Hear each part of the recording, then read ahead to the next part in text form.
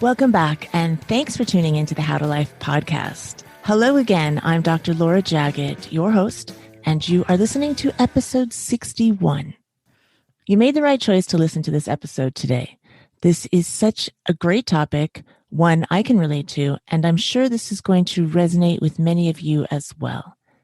Today, I'm speaking with Dr. Karthik Ramanan, who is a naturopathic physician, and we are going to talk about the importance of emotional health and how crucial a role it plays in your life choices, your perception about yourself, and your outlook on life.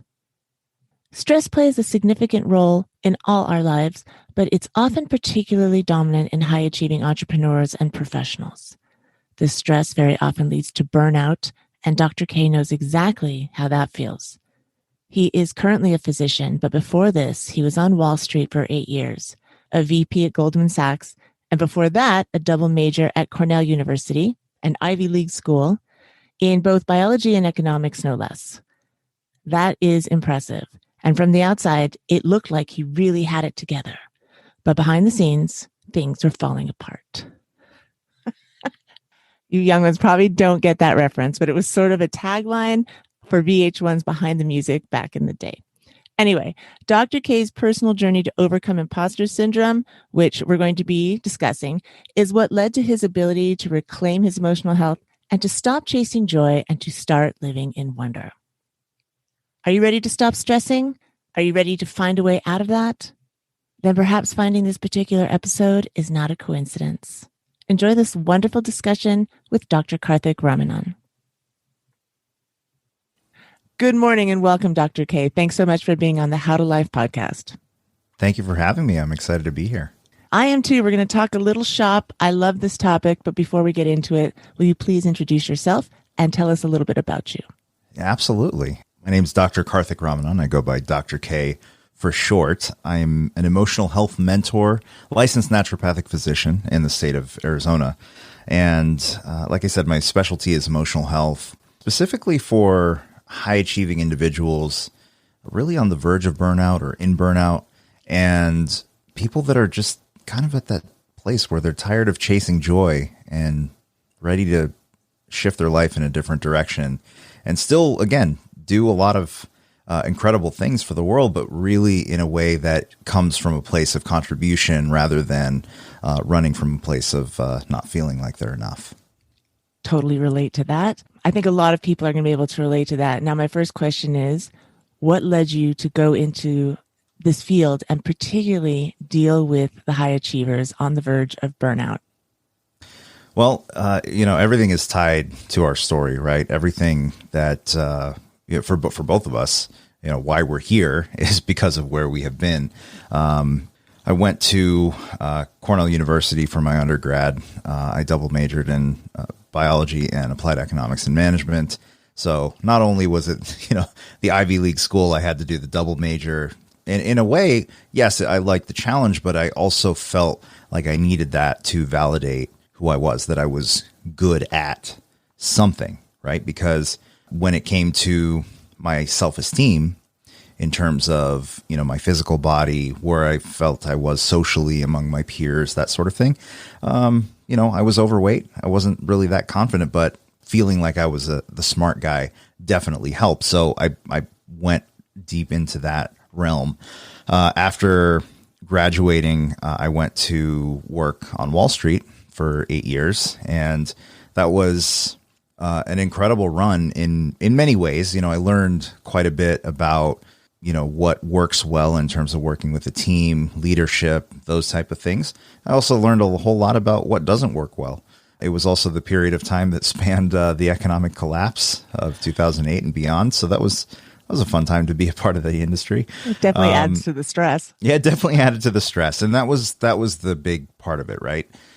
Working the long hours, oftentimes the evenings, nights, weekends to go along with it. And partly it was, we had to do what we had to do to keep things afloat, but it was also, a lot of it was self-imposed as well. Not having strong boundaries for myself. So for instance, I would always eat at my desk. So I would go down to the cafeteria, grab some lunch, get back to my desk. I would scarf it down in a sympathetic state, high stress state, and taking the phone calls and everything else. And ultimately I started to, again, get to that verge of burnout after getting some major promotions and everything else. So on the outside, everything looked great, by the way. I was able to pay off my undergraduate student loans. I was able to pay off my parents' credit card debt. I was able to give more to charity than I ever thought I could in my 20s. I mean, incredible stuff. And I hated the man in the mirror. And it was a very difficult point where, I was very overweight at that time, recognizing that I was heading down a path of health that wasn't going to serve me. And I was thinking about, career-wise, what's next? I was always doing what I thought society said we needed to do to be happy, right? Get the good job, get the, the promotions and the money and everything else. And something major was missing. And it was really at that point that I went through a major personal transformation where like I said, I was overweight. I was struggling to lose weight for several years. And at that point, I was just at an emotional rock bottom, which is actually a very beautiful place to be because you're willing to do things and see things in a way that you wouldn't have otherwise. I saw my sister after a 3-month span of time at that point, and that was like 10 years ago. And she had lost 30 pounds and her cystic acne had cleared up. She looked incredible. The moment I saw her, I knew that whatever she did, I was going to do. And I didn't know what it was. And I had committed to that to myself because I had nothing to lose. Again, rock bottom, beautiful place to be in that respect. And she, I asked her what she did, and she said, I've just been doing a raw food, plant-based diet. I'm like, oh, okay. What is that? She said, I've just been eating fresh fruits, vegetables, nuts, and seeds, just as they're found in nature. I said, oh, okay. Wow, that sounds crazy, but I'll do it. And I did. And over the course of 3 weeks, I started losing weight naturally, and I was at the lowest weight I'd ever been as an adult. And that's the point that my mind blew open. And I said, okay, hold on. What is possible? I've always said, okay, I'm going to be the brainiac guy, but never the good looking guy. The one that has to put on a face to go to work and perform at a high level, but then comes home and is just exhausted and burned out. And, feeling like I was two different people in different scenarios. But maybe there's a scenario where I can have the body and the confidence and everything else that I want. And let's just see what happens. And that was the start of what ended up being a 100-pound weight loss journey, and also led me to understand the importance of certain lifestyle factors that improve our overall health, but especially our emotional health. Because somebody could have come to me and said, hey, eat this food a couple years earlier, and I probably wouldn't have been ready for it.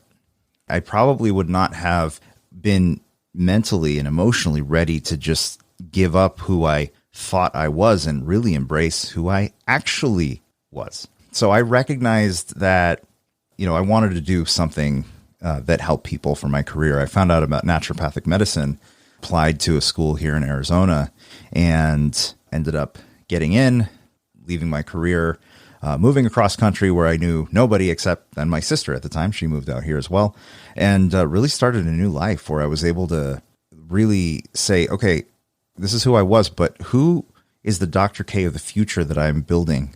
Who do I want to be? And what are the habits and routines? Who does that guy spend time with? What kind of a leader is he? What kind of books does he read? And I just started designing and ironing out that ideal version of myself. And I just started living into that vision. And that journey has been definitely, even then at that point, becomes an up and down thing, because that's how life is. We have these stretches of times that are great forward momentum and others that are really challenging. And if we take the opportunity to grow from each of them, then we can figure out how we can deliver our unique contribution. So I recognize specifically among people like myself, the high achieving mindset. What is the driving force a lot of the time? Are we high achievers because, that's just how or are we trying to make up for not feeling like we're enough on the inside? What was it for you? Definitely didn't feel like I was enough on the inside. I mean, hands down. Because, if you think about it, it's, we're in a school system where at least the narrative in the small, very competitive high school that I went to was, you've got to get into a great university to then get a great job, to then have a great career, find the right person, have a great family, be able to support them, all these things. And it was almost like, when I get there, then I'll be happy. When I get to that point, and that day never comes. It never comes. Nope. I want to talk a little bit about the emotional rock bottom, as you stated. 2 questions. Do you think that subconsciously you were driving yourself towards that bottom so that you had no choice but to make a change? The other question is, when you reach that bottom, what is the clarity that comes from that? It's interesting about the subconscious driving force. I have not thought about that in the context of my own journey, but it's definitely a possibility, because I think sometimes when you recognize that the situation you're in is not ideal, sometimes we just double down. Like, for instance, you've been dieting for a little while, let's say, and so, going pretty well. Then one day, you go to a party or something like that, and you end up eating something that you regret. But then the following day, you're like, well, I went off the diet yesterday. So it's in psychology, it's called the what the hell effect. So it's like, what the hell? I ate that yesterday. So then you double down on the mistake the following day. And, there's a part of that because the belief system that we have about ourselves is more consistent with that action. But at the same time, maybe there's another level to that where when we do push ourselves into that rock bottom moment, we are willing to, we know that those are the points that we change. So the moment of, the clarity down there is again, that I have nothing to lose by trying something that scares me. Like, I have nothing to lose by maybe saying, hey, maybe I am enough. Like, if I was enough, what would it look like? And all these things that, the moment that being at rock bottom stopped being comfortable, because sometimes being at rock bottom is comfortable for a little while, maybe a long while, because we have an excuse, right? We have a way out for things. But at some point, it hurts enough that we're willing to change. Did your journey begin while you were still on Wall Street? Or what was it that prompted you to go to med school? So when I was changing my diet while I was working my corporate career, I would have people from time to time ask me for a little advice, as they started seeing me lose weight. So I just give people recipes and whatnot. And I just started seeing a lot of health challenges go away. Some people had been dealing with symptoms of type 2 diabetes and hypertension and it just went away. They didn't have those symptoms anymore. Their diagnoses went away, and I didn't know what I was doing. I was just giving them some recipes. I didn't quite understand what was going on. And so I really wanted to understand that a bit more. If I'm going to be being able to help people from, let's say, a nutrition standpoint, I want to understand the physiology behind it more. I want to be able to understand how this interacts with people's existing diagnoses and whatnot. And along the way, I recognize that giving someone the solution, the tool, is not enough. Because if they don't see themselves as worthy of the end outcome that they say they want, then they're not actually going to make the conscious and subconscious changes, behaviors that are going to lead to that result. So that part started to really fascinate me, and everything in the personal development space, that comes off of that really started to fascinate me.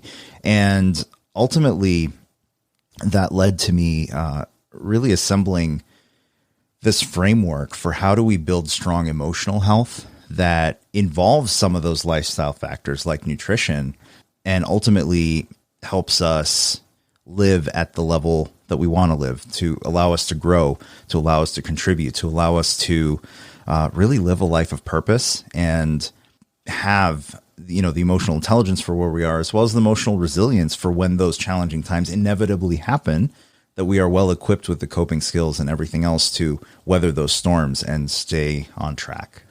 You talk about 5 core pillars of emotional health. What are they?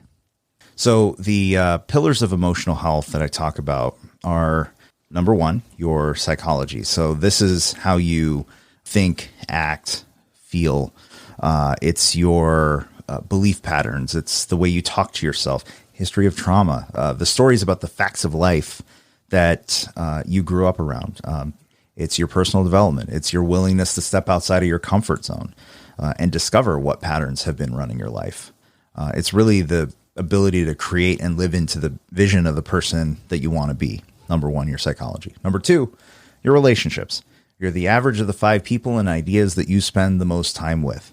If the relationships that we're around the most, and again, that's people, that's also social media, again, ideas, that sort of thing. If they're ones that move us away from, our truth, our emotional health will suffer significantly. So working on your relationships is addressing the pain points with significant other, employer, colleagues, friends, and really creating an environment around you, and you also contributing to that environment. Because remember, you are one of the 5 people that everyone else spends the most time with, right? So how can you contribute to that environment so that, together it creates an emotionally healthy space? So number 2, your relationships. Number 3, nutrition. So we're back to the nutrition stuff, which is, again, this is how I fell into it. And on the surface, someone might ask, what does nutrition and emotional health have to do? Actually, a lot, because our gut has 100 trillion or more bacteria that actually outnumber our own cells, our gut microbiome. And they are responsible for 90% of the neurotransmitter function in our body. And the neurotransmitters, serotonin, dopamine, etc., are inherently responsible for how we think, act, and feel, because they are the communication, the up-regulators, the down-regulators of our nervous system. So to take care of our gut is to take care of our brain. So the foods that we eat either harm the balance of bacteria that live in our gut or help them. So nutrition is really a critical component. Number 4, pillar of emotional health, your sleep.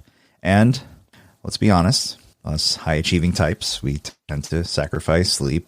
Hey, I got to get this stuff done. Don't need to sleep, right? And sure, there are times that we have to do it, right? But on the whole, do we always have to sacrifice sleep? That's the question, right? And in my undergraduate career, my Wall Street career, and even into medical school, I gradually started sleeping a little bit more and more. And undergrad, I'd sleep 4 hours a night. My Wall Street was 5, ended up being 6 a little bit later on, medical school 6 to 7, and eventually caught up with me. Because sleep is when you build long-term memory. Sleep is actually a period of time where your brain literally detoxifies. And you need to allow it to go through those functions during sleep. We process our day's events during sleep. So we need that period of time. And I think we can all relate to those times that we don't get enough sleep, that we're a little crabby, we may be a little snippy with people. Our emotional resilience suffers big time without sleep. So number 5 is your body movement. So motion dictates emotion. And if we're just too stagnant, sitting at a desk all day, trust me, totally recognize that one, right? It has a negative impact. So part of it is spending time outside.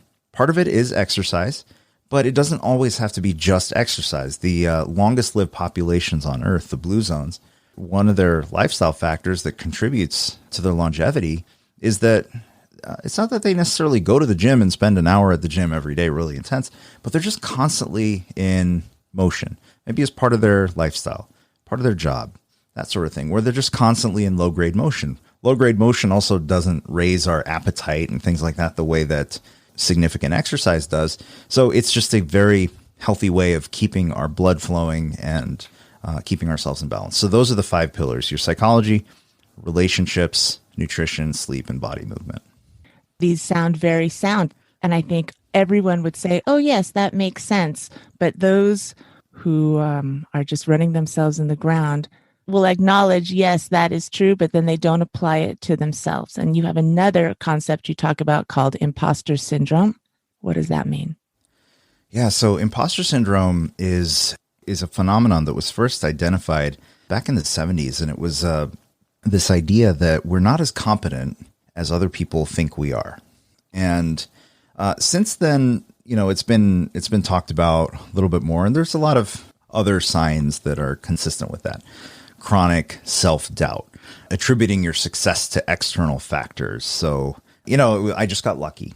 It wasn't actually me. I just got lucky. downplaying performance. And you might be really good at what you do, right? But you can't take a compliment about it.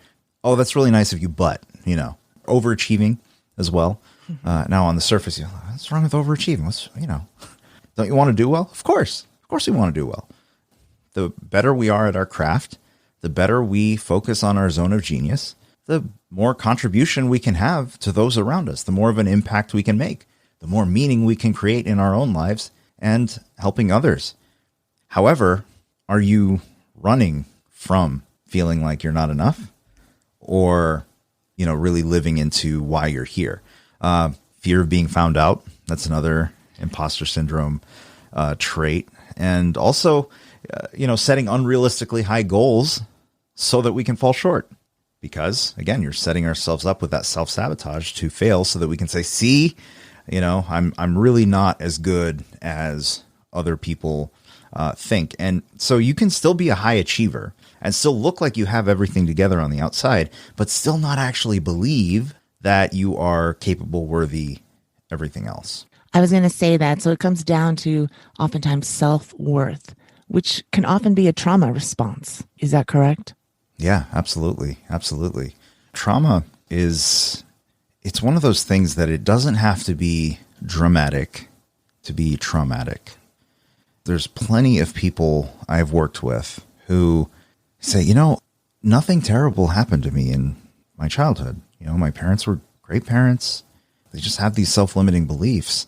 And they have a sense of guilt about that even. It's like, I had a good childhood, but this is just how I feel about myself.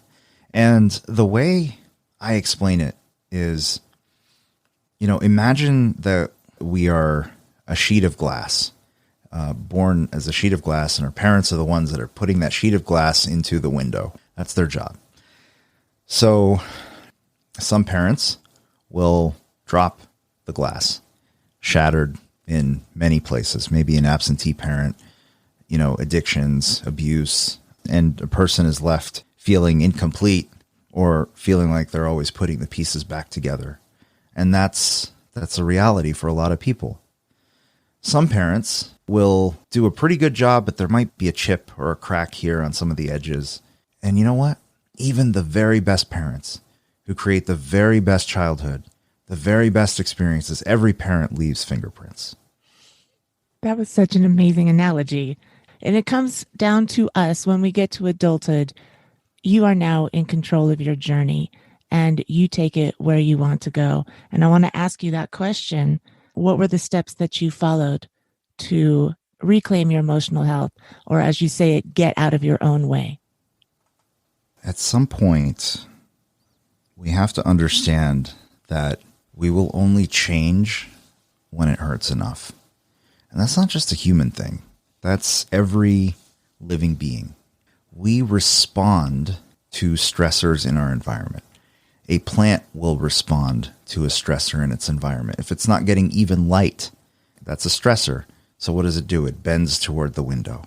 Everything responds to the stressors in its environment, but we only do what is necessary. We don't change unless we absolutely have to.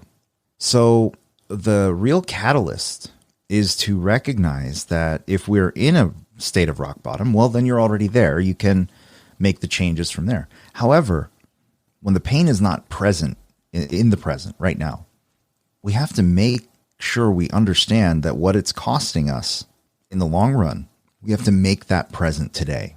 So one of the meditations that I do in my workshops is one where we basically create the contrast between two alternate realities of the future.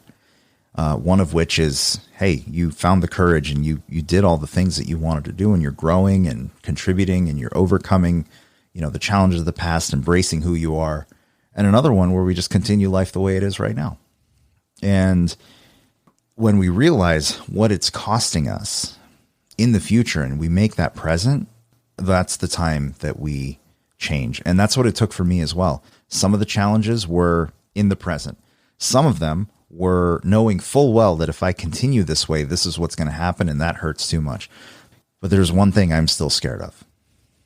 I don't want to wake up one day when I'm 92 years old, look back on my life and ask, what if? I should have I should have had that conversation. I should have asked that girl out. I should have taken that job. I should have not continued that job. I don't want that. I want to be able to look back on my life and say, yeah, I did everything that I wanted to do. Regret scares me more than anything. How does one start on this journey? How do you begin anew? What's the feeling of rock bottom? The feeling of rock bottom. Well, when you start to really question why you're here. Why are you here on earth? It's a really difficult feeling when you start to wonder, if the thoughts about if I was gone, would anyone miss me?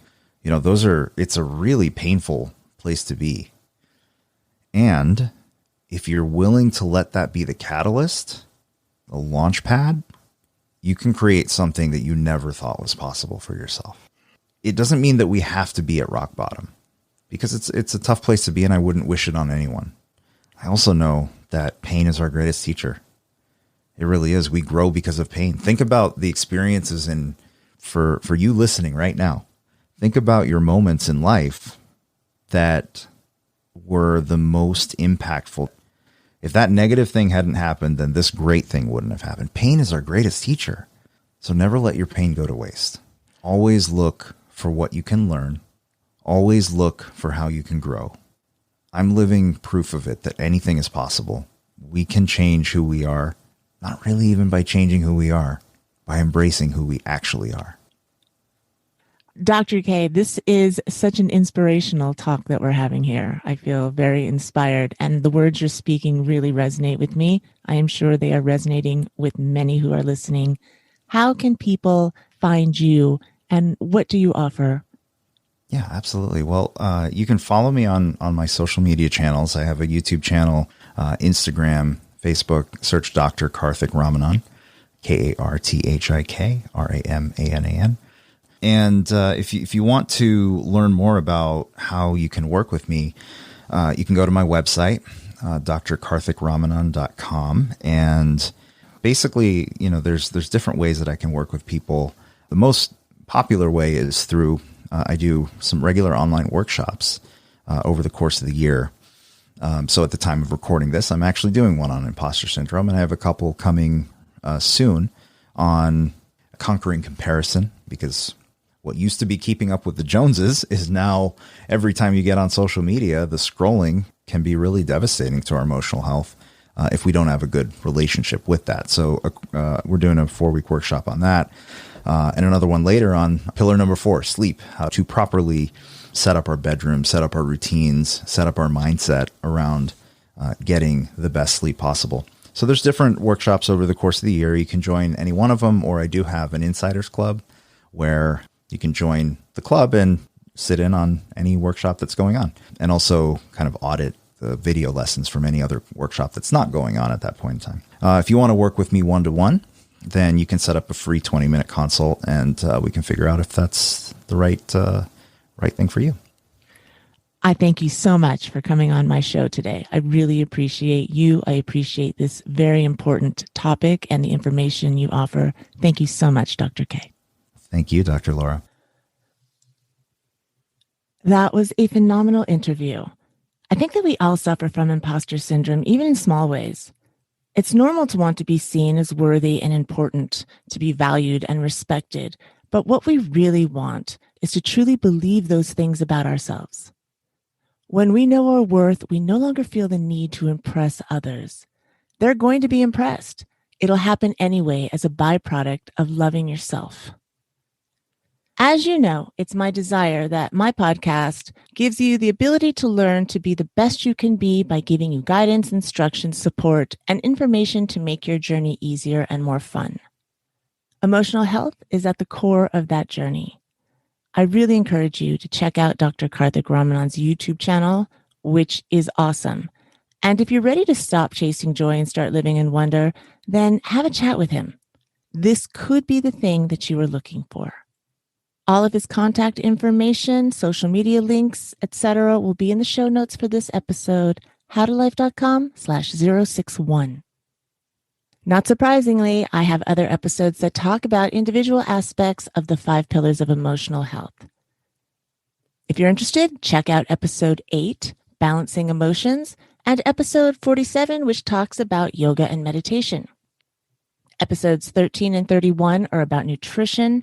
Episode 20, the importance of sleep. Episode 21 is about movement and fitness. You are on this fantastic journey, and if you're listening to this podcast, then you are ready to hear all that's being offered here. You are part of this awesome tribe. I would love to hear your feedback. You can contact me through my website, howtolife.com. Take a look and see all the content I have created to help you learn how to be your best self and adult like a boss. Thank you so much for listening in today. Before you leave, if you would hit the 5-star rating button on Apple Podcast in support of this show, I would appreciate that very much.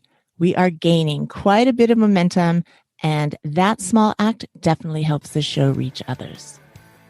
Goodbye for now, everyone. Take care, get some sleep, eat well, and love yourself. You are so worthy. Be easy about everything. You got this.